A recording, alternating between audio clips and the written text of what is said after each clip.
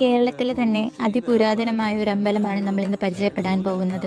ഏകദേശം 3500 വർഷങ്ങളോളം പഴക്കമുള്ള തൃശൂർ ചേർപ്പ് പെരുവനം ഗ്രാമത്തിൽ സ്ഥിതി ചെയ്യുന്ന പെരുവനം അമ്പലം. 7 ഏക്കറിലായി പരന്നു കിടക്കുന്ന ഈ അമ്പലം കേരളത്തിലെ തന്നെ ഏറ്റവും ഉയരം കൂടിയ ശ്രീകോവിലുള്ള അമ്പലമായാണ് അറിയപ്പെടുന്നത്. മാടത്തിലപ്പൻ, ഇരട്ടയപ്പൻ എന്നിവരാണ് പ്രധാന പ്രതിഷ്ഠകൾ. ഒരു പീഠത്തിൽ 2 ശിവലിംഗം കാണപ്പെടുന്നതിനെയാണ് ഇരട്ടയപ്പൻ എന്ന് പറയപ്പെടുന്നത്. ഇരട്ടയപ്പന് പുറകിലായി ശ്രീ പാർവതി ദേവിയും പ്രതിഷ്ഠിച്ചിരിക്കുന്നു. മാടത്തിലപ്പന്റെ ശ്രീകോവിൽ കേരളത്തിലെ തന്നെ ഏറ്റവും ഉയർന്ന ശ്രീകോവിലായി അറിയപ്പെടുന്നു. ഏകദേശം 30 അടിയോളം ഉയരത്തിലായാണ് മാടത്തിലപ്പനെ പ്രതിഷ്ഠിച്ചിരിക്കുന്നത്.